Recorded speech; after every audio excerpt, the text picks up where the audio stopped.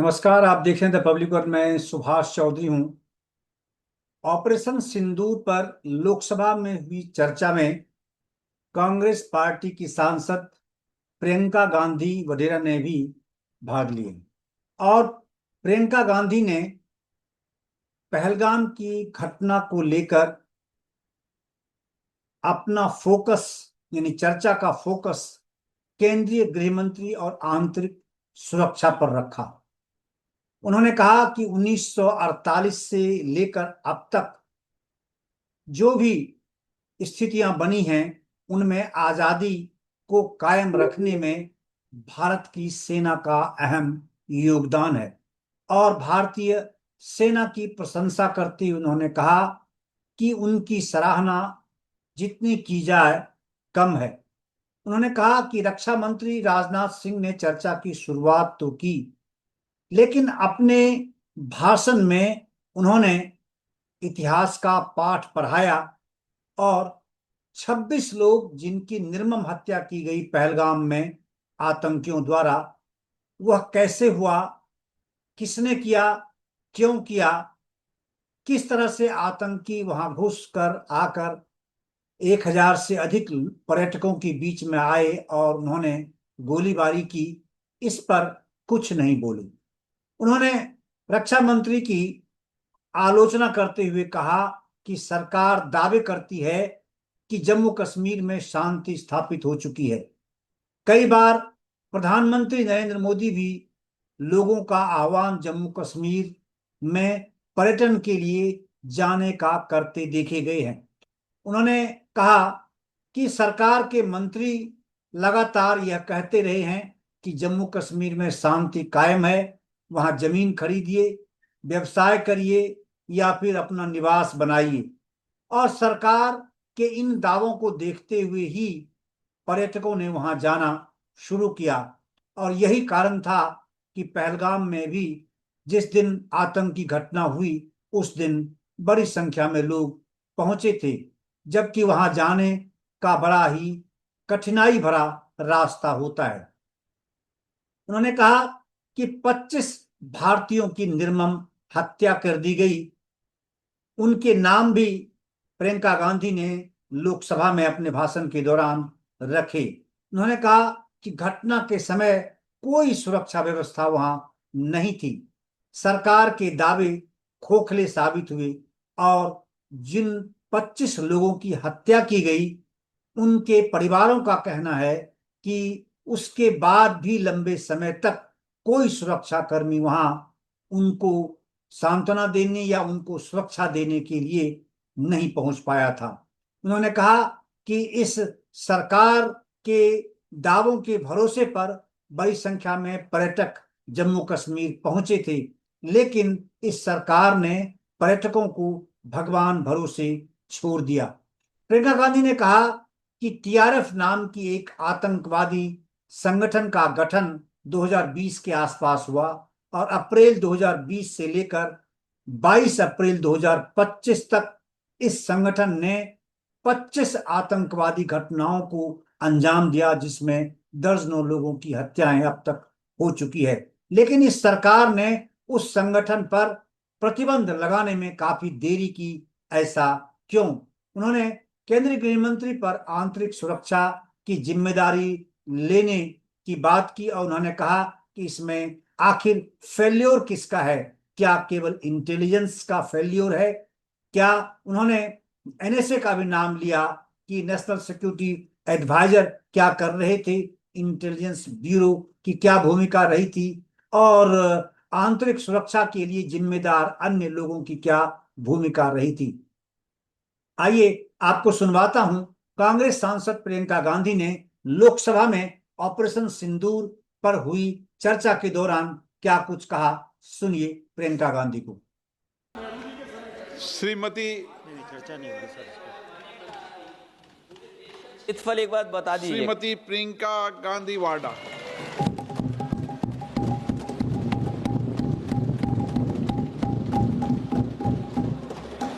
आदरणीय अध्यक्ष महोदय, मैं आपको धन्यवाद देना चाहती हूं कि इस महत्वपूर्ण मुद्दे पर आपने मुझे बोलने का मौका दिया। ये अलग बात है कि सत्ता पक्ष के लोग सब मेरे बोलने से पहले ही भाग गए। आइए आइए, आपको देख के मैं खुश थी कि आप वापस आ गए। सबसे पहले मैं उन सैनिकों, उन जवानों, उन अफसरों को नमन करना चाहती हूँ जो हमारे देश के रेगिस्तानों में, हमारे देश के घने जंगलों में, बर्फीले पहाड़ियों पे हमारी देश की रक्षा करते हैं, जो हर पल देश के लिए अपनी जान देने के लिए तैयार रहते हैं। 1948 से लेकर अब तक, जब से पाकिस्तानी रेडर्स ने कश्मीर पे हमला किया, तब से लेकर अब तक हमारे देश की अखंडता की रक्षा करने में उनका बड़ा योगदान है। हमारी आज़ादी अहिंसा के आंदोलन से हासिल हुई, लेकिन जैसे मैंने कहा, उसको कायम रखने के लिए हमारी सेना का बहुत बड़ा योगदान है। अध्यक्ष महोदय, कल मैं सदन में बैठी हुई सबके भाषण सुन रही थी। आदरणीय रक्षा मंत्री महोदय ने बोला, सत्ता पक्ष के कई मंत्रियों ने बोला। 1 घंटे का रक्षा मंत्री जी का लंबा भाषण था। सुनते सुनते एक बात मुझे बहुत खटक रही थी। उसके बाद जब दूसरे भाषण भी सुने आपके सत्ता पक्ष के, तब भी ये बात बार बार मेरे मन में आ रही थी कि सारी बातें कर ली, ऑपरेशन सिंदूर की बात कर ली, आतंकवाद की बात कर ली, देश की रक्षा की बात कर ली, इतिहास का पाठ भी पढ़ा दिया, लेकिन एक बात छूट गई। उस दिन 22 अप्रैल 2025 को जब 26 देशवासियों को अपने परिवार के सदस्यों के सामने खुलेआम मारा गया, तो ये हमला कैसे हुआ, क्यों हुआ?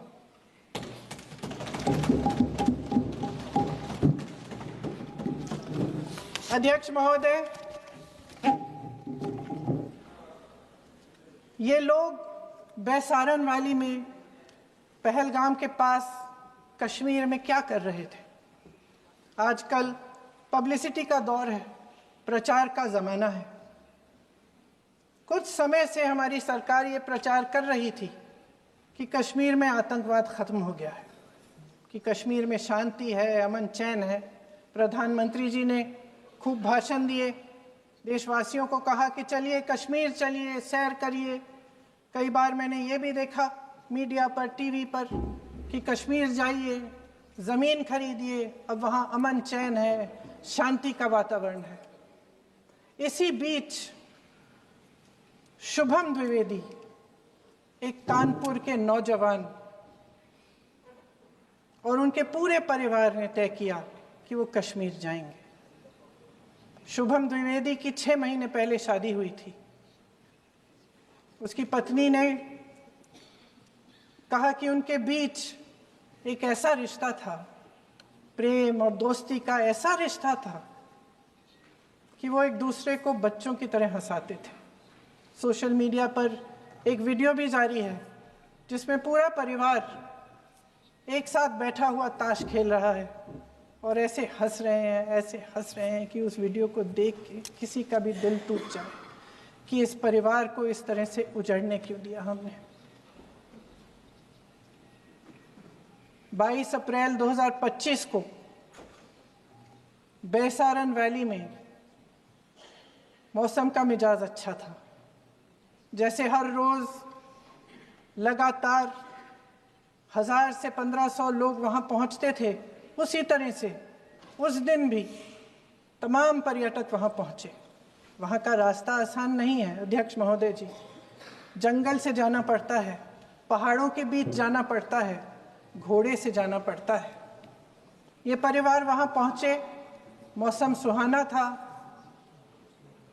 उनके बच्चे ट्रैम्पोलिन पे खेल रहे थे, कोई जिपलाइन कर रहा था, कोई चाय पी रहा था, तो कोई कश्मीर की सुंदर वादियों की ठंडी हवा का मजा ले रहा था। शुभम अपनी पत्नी के साथ एक स्टॉल पे खड़े थे। तभी अचानक 4 आतंकवादी जंगल में से निकलते हैं और शुभम को वहीं अपनी पत्नी के सामने मार डालते हैं। उसके बाद वे वहां से पूरे वैली में 1 घंटे के लिए लोगों को चुन चुन कर मारते हैं। किसी के पति को अपनी पत्नी के आंखों के सामने, किसी के पिता को अपने बेटे के सामने, चुन चुन कर 26 लोगों को मार डालते हैं। शुभम की पत्नी घबराकर वहां से भागने की कोशिश करती है, अपनी जान बचाने के लिए जंगल की तरफ दौड़ती है। वहां पता चलता है कि तमाम लोग जंगल की तरफ दौड़े हैं और अपनी जान बचाने की कोशिश कर रहे हैं। कोई अपने बेटे का हाथ पकड़ के पहाड़ों पर घसीटता हुआ जा रहा है, कोई कश्मीरी घोड़े वालों और गाइडों की मदद लेते हुए चले जा रहा है। कोई रास्ता नहीं है, कोई तरीका नहीं है, लेकिन किसी न किसी तरह से शुभम की पत्नी के शब्दों में किसी ऐसी शक्ति ने हमको बचा कर रखा कि हमें किसी न किसी तरह से हम अकेले नीचे पहुंचे। और मैं उनके लफ्ज पढ़ना चाहती हूं,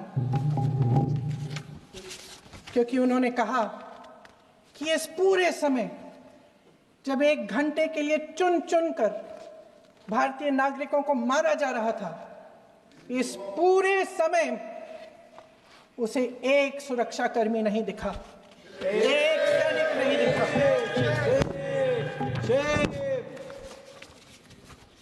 शुभम की पत्नी ने कहा, कोट, मैंने अपनी दुनिया को खत्म होते हुए देखा।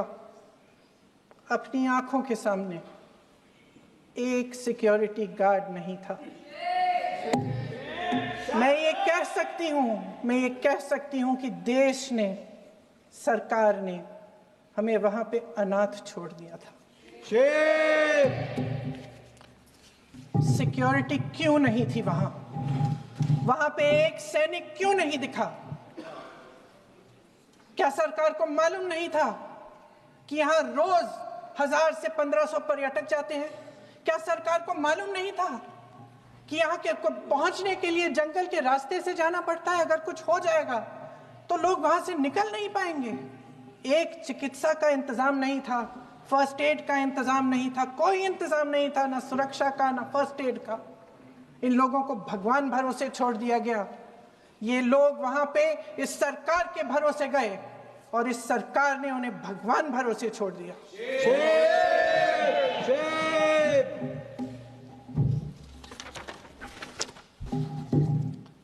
मैं पूछना चाहती हूं, ये किसकी जिम्मेदारी थी? इस देश के नागरिकों की सुरक्षा की जिम्मेदारी किसकी है? क्या इस देश के प्रधानमंत्री की नहीं है? क्या इस देश के गृह मंत्री की नहीं है? क्या इस देश के रक्षा मंत्री की नहीं है? क्या एनएसए की नहीं है? अध्यक्ष महोदय, पहलगाम हमले से सिर्फ 2 हफ्ते पहले हमारे गृह मंत्री महोदय जी कश्मीर गए थे। किस लिए गए थे? जो सुरक्षा की व्यवस्था है इसको देखने के लिए गए थे, इसको रिव्यू करने के लिए गए थे। और उन्होंने वहां कहा कि आतंकवाद पर विजय प्राप्त हुई है। ये 2 हफ्ते पहले है।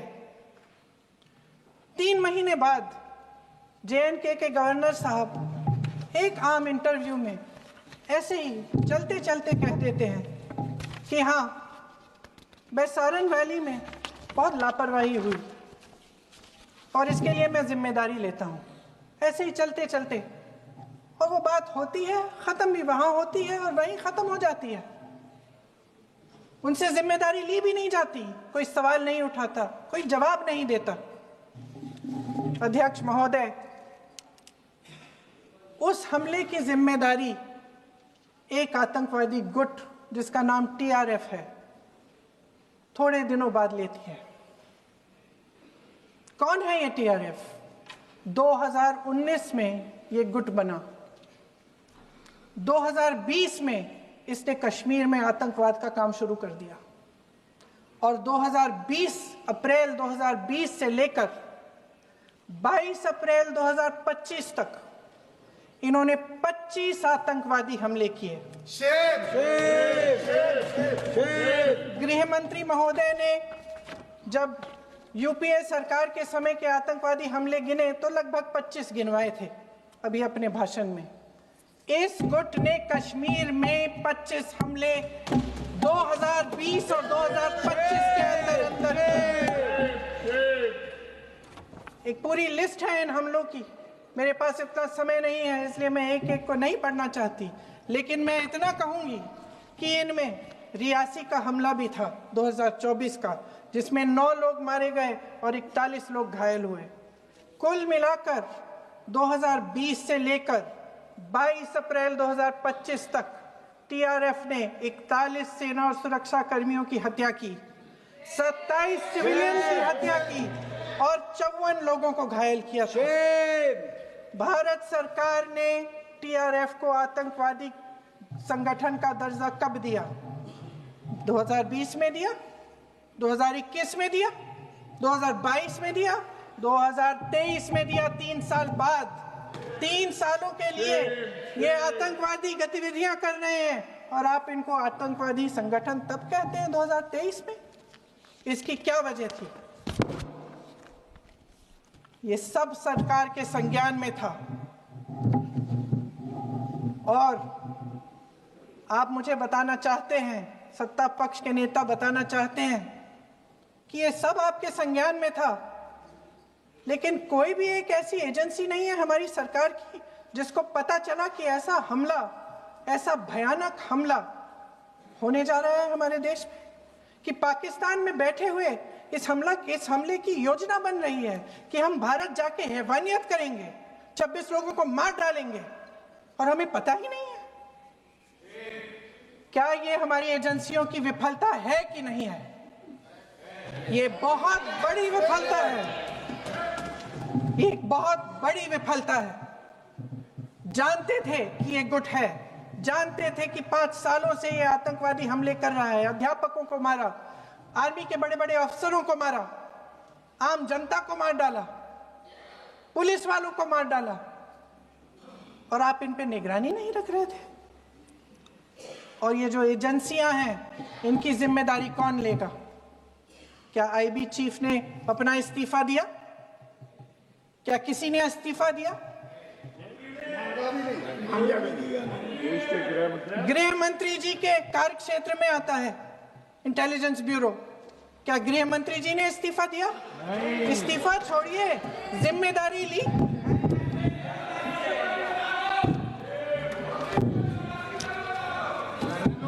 साहब देखिए, इतिहास की बात आप करिए, मैं वर्तमान की बात करना चाहती हूँ।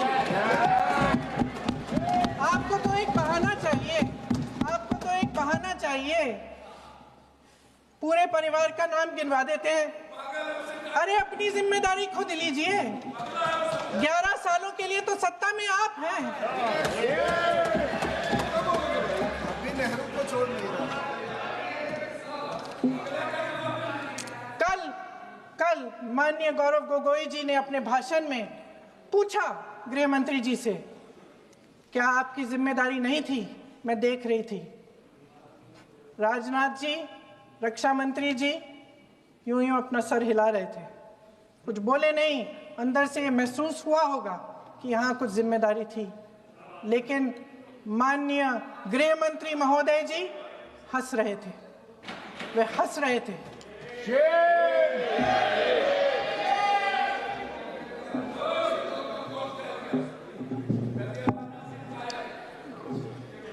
अध्यक्ष महोदय, कल सत्ता पक्ष और आज भी सत्ता पक्ष के नेताओं ने 2008 के मुंबई के हमलों का जिक्र किया, बार बार कहा कि मनमोहन सिंह जी की सरकार ने कुछ नहीं किया। ये तो जानकारी होगी ना कि उसी समय जब वो आतंकवादी हमला चल रहा था तभी उन आतंकवादियों को मार डाला था। एक बचा था और उसको भी फांसी दे दी थी 2012 में। महाराष्ट्र के मुख्यमंत्री ने इस्तीफा दिया। देश के गृह मंत्री ने जिम्मेदारी लेकर इस्तीफा दिया। एक जवाबदेही थी पब्लिक के प्रति, एक जवाबदेही थी इस देश की जनता के प्रति, इस देश की धरती के प्रति।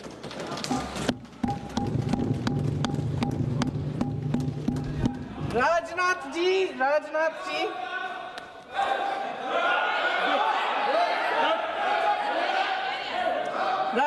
जी तो पुलवामा, उरी और पठानकोट के समय गृह मंत्री रहे थे। आज वे रक्षा मंत्री हैं और हमारे गृह मंत्री महोदय श्री अमित शाह जी के नाक के नीचे पूरा मणिपुर जल गया, दिल्ली में दंगे हुए, पहलगाम में हमला हुआ और आज भी वे उसी पद पर बैठे हैं। क्यों? अध्यक्ष महोदय, बमबारी से अखबारों के हेडलाइन बनते हैं, मगर कहानी सुरक्षा में की चूक में भी है। आज देश खोखले भाषण नहीं सुनना चाहता, देश जवाब चाहता है, तसल्ली चाहता है कि सच उससे छिपाया नहीं जाएगा। देश जानना चाहता है कि उस दिन अप्रैल 22, 2025 को क्या हुआ और क्यों हुआ। आप तो खुद अपनी पीठ थपथपाने में लगे रहते हैं। सेना, देश, संसद से सच छुपाते हैं। ऑपरेशन सिंदूर जब शुरू हुआ, हम सब ने समर्थन किया, सब एकजुट होकर खड़े हो गए इस देश के लिए। दोबारा होगा, दोबारा खड़े हो जाएंगे। अगर हमारे देश पे हमला होता है तो यहाँ इस सदन में किसी भी पार्टी का हो, कोई भी हो, सब आपका समर्थन करेंगे। और हमें अपनी सेना पर गर्व है कि उन्होंने इस बार भी दृढ़ता से लड़ाई लड़ी, धैर्य से लड़ाई लड़ी, वीरता से लड़ाई लड़ी। लेकिन इस ऑपरेशन का सिंदूर का क्रेडिट, उसका श्रेय तो हमारे प्रधानमंत्री जी चाहते हैं। सही भी है, ठीक है, सही है, श्रेय ले। ओलंपिक्स में हमारा मेडल आता है, उसका भी श्रेय लेते हैं, लेकिन सिर्फ श्रेय लेने से नहीं होता नेतृत्व, जिम्मेदारी भी लेनी पड़ती है।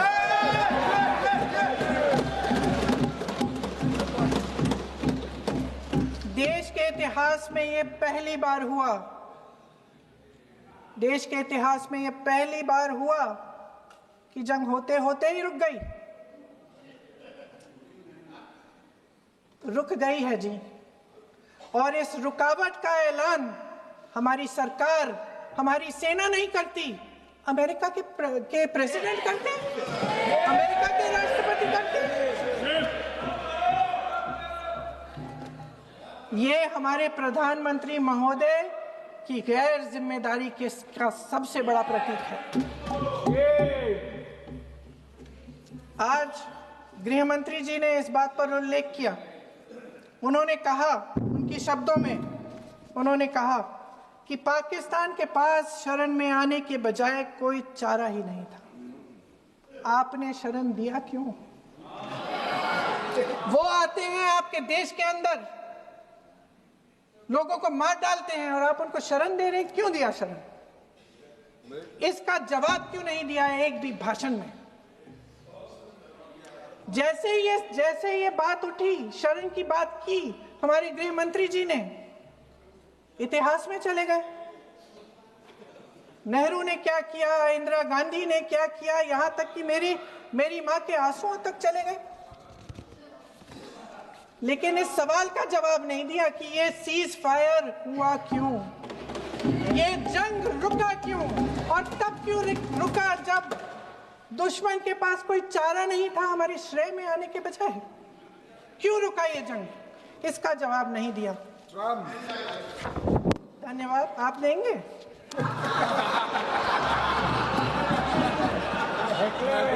मंत्री दे दिया, आपको टाइम मिलेगा तो टाइम नहीं मिलेगा आपको शायद। वैसे महोदय, मेरी माँ की आंसू की बात किए, मैं इसका जवाब देना चाहती हूँ। मेरी माँ के आंसू तब गिरे जब उनके पति को आतंकवादियों ने शहीद किया, जब वे मात्र 44 साल की थी। और आज अगर मैं इस सदन में खड़ी हूं और उन 26 लोगों की बात कर रही हूं, मैं इसलिए कर रही हूं क्योंकि मैं उनका दर्द जानती हूं, महसूस करती हूं।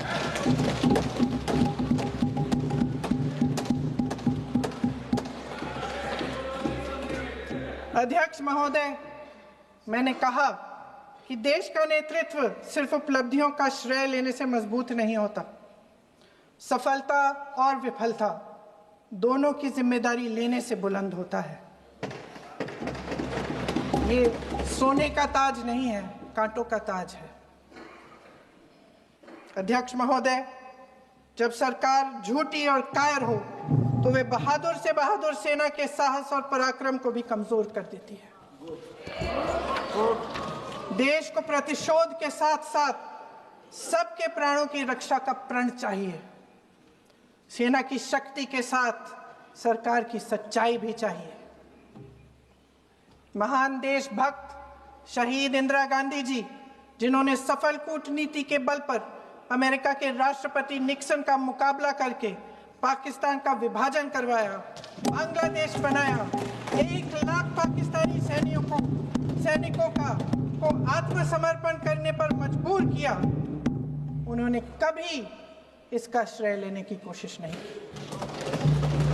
ऑपरेशन सिंदूर का मकसद अगर पाकिस्तान को सबक सिखाना था तो शायद ये मकसद अभी अधूरा है, क्योंकि हमारी कूटनीति विफल रही है। इसका प्रमाण यही है कि ऑपरेशन सिंदूर के बाद एक पाकिस्तानी जनरल, जिसके हाथ खून से रंगे थे, अमेरिका के राष्ट्रपति के साथ बैठकर लंच खा रहे थे। अगर ऑपरेशन सिंदूर का मकसद आतंकवाद को खत्म करने का था तो पाकिस्तान को संयुक्त राष्ट्र के आतंकवाद विरोधी समिति का अध्यक्ष चुने जाने से इस मकसद को धक्का लगा है। इसकी जिम्मेदारी कौन लेगा? क्या हमारे प्रधानमंत्री लेंगे? क्या उनमें ये हिम्मत है? नहीं है। अगर इस ऑपरेशन के दौरान हमारे जहाजों का नुकसान नहीं हुआ तो सदन में इसे साफ साफ कहने से क्या डर है? क्यों नहीं कहा है? कल भी रक्षा मंत्री जी ने कहा कि हमारे इंफ्रास्ट्रक्चर का नुकसान नहीं हुआ, तो जहाजों के बारे में भी बता दें, साफ साफ बता दें, क्या हर्ज है? सच्चाई तो है। सवालों से बचने के लिए ये सरकार हमेशा प्रयास करती है। इसकी राजनीतिक कायरता बेमिसाल है। देशवासियों के प्रति जवाबदेही का एहसास ही नहीं है। सच्चाई ये है कि इनके दिल में जनता के लिए कोई जगह नहीं है। सब राजनीति है, सब पीआर है, सब प्रचार है, सब पब्लिसिटी है। देश की जनता के लिए आपके हृदय में कुछ नहीं रहा। बहुत समय हो गया है आप इस प्रचार में ही लिप्त हैं, जनता को देख नहीं पा रहे हैं। जी माननीय, जो पहलगाम में हुआ, खत्म करती हूँ, जो पहलगाम में हुआ उससे हर एक देशवासी के दिल पे चोट पहुंची है। हिमांशी नारवाल की गुहार ने हम सबको शर्मिंदा किया है। इसीलिए मैं आज यहाँ खड़े हुए एक आखिरी बात करना चाहती हूँ।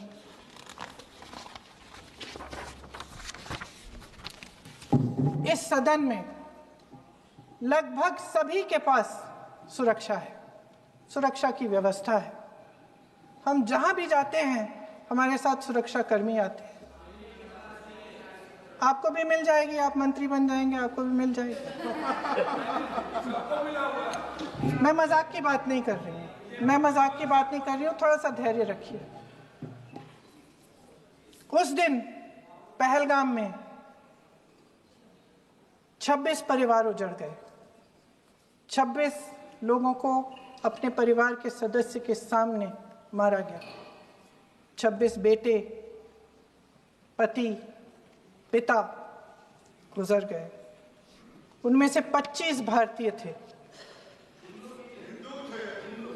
भारतीय थे।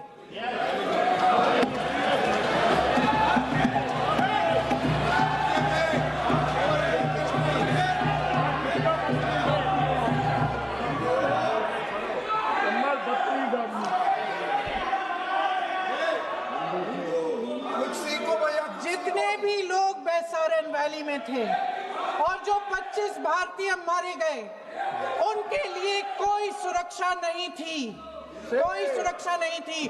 आप कितने भी ऑपरेशन कर डालें, आप इस सच्चाई के पीछे छुप नहीं सकते, इसे नकार नहीं सकते। आपने उनको सुरक्षित नहीं किया।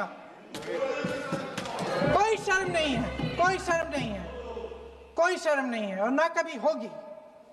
सुन लीजिए, सुबह भी मैं शिव मंत्र बोल के आई हूं।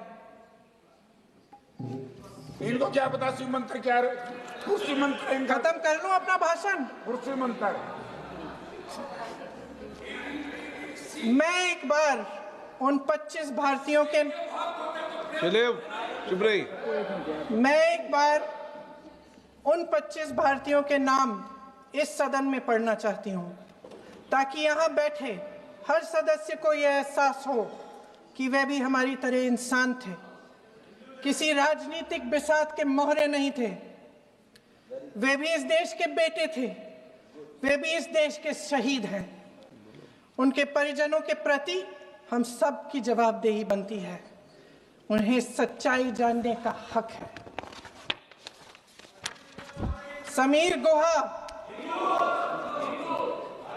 भारतीय, बिट्टन अधिकारी, मनीष रंजन, हेमंत सुहास जोशी, विनय नारवाल, सुशील नथनियल, अतुल श्रीकांत मोने, सैयद आदिल हुसैन शाह, माननीय वानी, रामचंद्रन, संजय लक्ष्मण लेले, माननीय प्लीज दिनेश अग्रवाल, दिलीप दिल से, कुमार सतपति, JS चंद्रमौली।